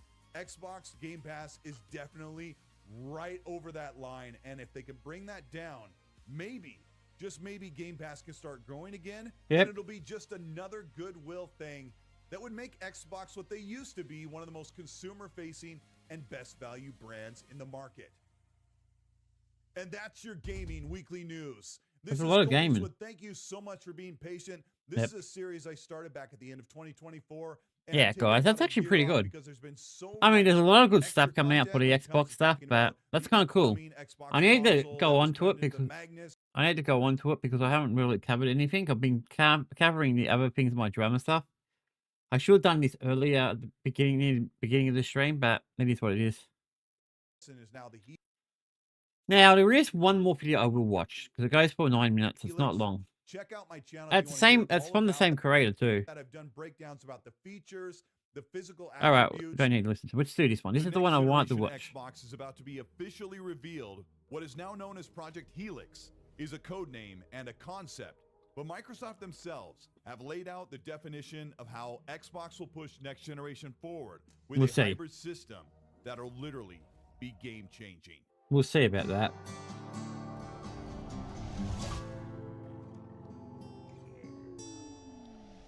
This is Cole Eastwood. Welcome back to the channel. Today we're going to talk about the official statements outlining what Project Helix will be. If you end up enjoying this video, let me know by liking and subscribing to the channel. Hit the bell to be notified of new content. Let's talk about Xbox Project Helix. As far back as 2025, a next generation concept has been leaked through insiders of a hypervisor PC console system that will marry Windows and Xbox console together. Since then, the hardware insider experts like Kepler, L2, and Moore's Law is Dead have outlined the hardware strategy even as far as describing specifications Goodness and gracious. hardware profiles down to what the chipset will look like under the code name for AMD's Xbox Magnus. A very curated high-end device defined to gaming fans as a $1,000 console. What followed was an official announcement from AMD CEO Lisa Su about the partnership with Xbox to develop a comprehensive and flexible chipset that will actually run across PC gaming devices, the next Xbox console, and even Xbox's own handheld. In March of 2026, Xbox officially announced Project Helix, an ominous concept with a fill-in-the-blanks description that has only now just been revealed thanks to Xbox's hardware lead, Jason Ronald, and the leadership of Asha Sharma and Matt Booty. Here are the official statements that outline what Xbox Project Helix will be. That makes us different from a lot of other big publishers in the industry is that we are side by side in the same org with the hardware team, right? So our teams are involved early on with thinking about the visioning, what's the planning, what are the specs, and of course we're there every step of the way as these things come along. So it's an exciting time. It's great to have the news out there and to be announced. And as we've done with many consoles before, you know, those two teams will work hand in hand as we get that together.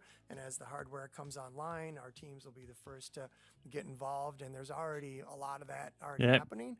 But that is, I think, where Xbox really shines and where we stand apart and what makes, you know, shows off what's unique about us, both as a platform and as a, you know, set of game development studios, is when we come together. Of course, and, yeah. Project Helix is it was an So, exciting guys, I'm time to losing actually my face that. focus. All. Xbox is planning a 25th anniversary celebration sometime around November 2026, and insiders are confident that the Xbox Project Helix will be transformed into more than just a code name, with possibly a reveal of the next generation form factor and device name.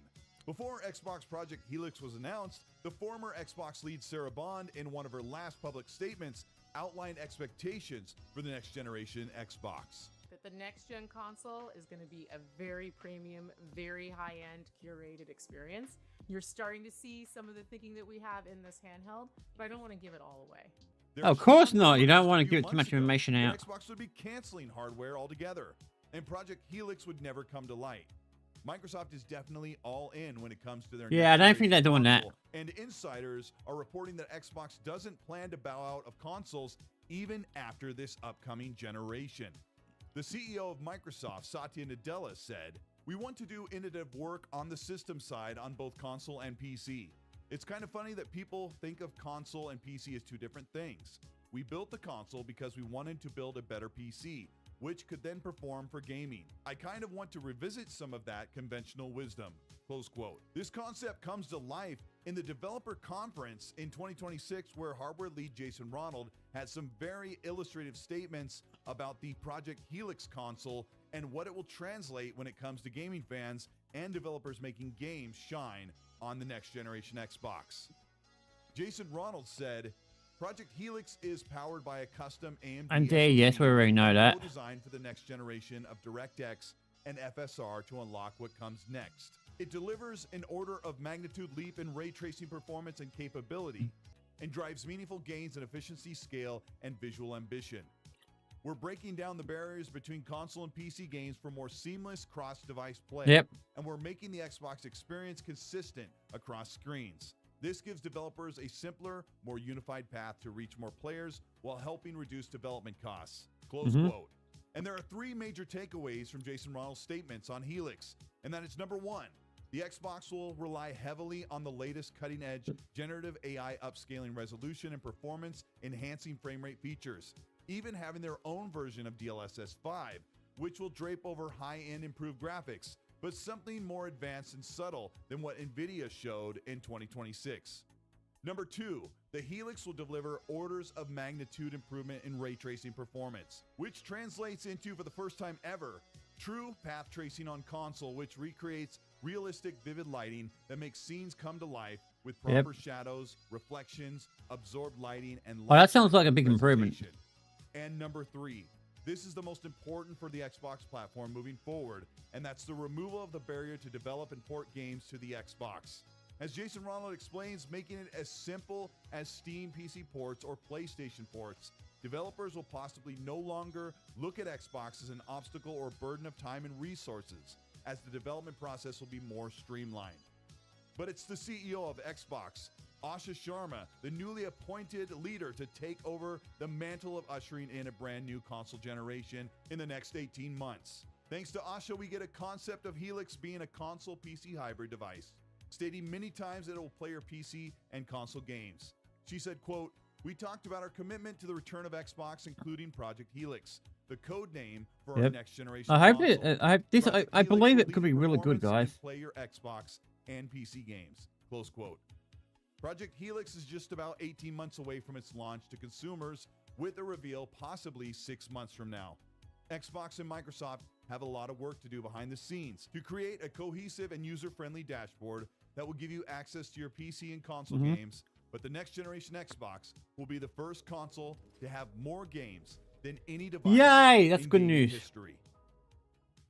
This is Colt Eastwood. Thank you so much for watching this video. I appreciate all your support. If you want to know more about Xbox Project Helix, the AMD Xbox Magnus chip, I'll have a couple of videos here linked at the end that will break down all the specifications, the frequency and speeds of the actual device, and what you can expect and all the features and what possibly could be all built into this console when it comes out at the end of 2027. Also, I'm really excited about everything moving forward. We're getting into the season for Xbox Showcase. There's going to be a big reveal of all the games they're working on, because most of the stuff they've shown over this generation are about ready to come out, and there are going to be some big surprises there, and a 30-minute direct just about Gears E-Day. So it's an exciting time. I can't wait to see. All right, so we've got a few things coming up. Great. I'll have a breakdown of everything we can expect at the showcase coming out soon here in a couple of weeks. If you ended up enjoying this video, let me know by liking and subscribing to the channel. Hit the bell to be notified of new weekly content. If you want to further support what we're doing here on the channel, you can do that by hitting the join button below. Hitting the join button gives you a membership that gives you early access for videos, some 12 hours before they go up. All right, that's that cool. First shot in the comment section. Yeah, I think I enjoy doing this in the morning, guys. I might do it in the morning from now on. That reflect the games and Xbox platform and so much more. That's also really cool if you want to join everything we're talking about on the Ecstasy podcast. That's a weekly show that runs every Monday night, 5 p.m. Pacific, 8 p.m. Eastern. There, Meg and I will break down everything for gaming as we get ready for Showcase. Meg's also going to Summer Games Fest and will be there that time in LA, and we'll finally get to meet in person. I'm super excited about that. He's been an amazing co-host and a really great friend. You got to check out the show. It's also on demand on Spotify and Apple podcast platforms. A really fast-growing podcast that's about to hit its 5-year anniversary. So check that out. Thank you guys for all your support. Let me know what you think about Project Helix, what your expectations are. I have a full video breakdown as well Of course about you what do. the price will be and some of the features that'll be included. We'll see how it all shakes out. Let me know in the comment section. And while you do that, as I always say, please be nice. Try to be nice at least. I mean, okay, guys. So we've got about nearly 2 hours. That's not bad. I mean, I'm getting more used to this. I'm planning to do these around about... The plan is to actually do, like, 2 streams a day, like...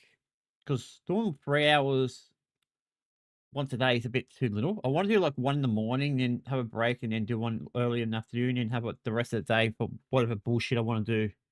Now, saying that, I'm not going to be streaming every single day. I will have days off. I will have days where I miss one, you know, things like that. But for the most part, that's how I want to do things. Anyway, I'm going to finish it up here, guys, because I've got things I want to do. And some cleaning to do before I do my other stream. Cheers, guys.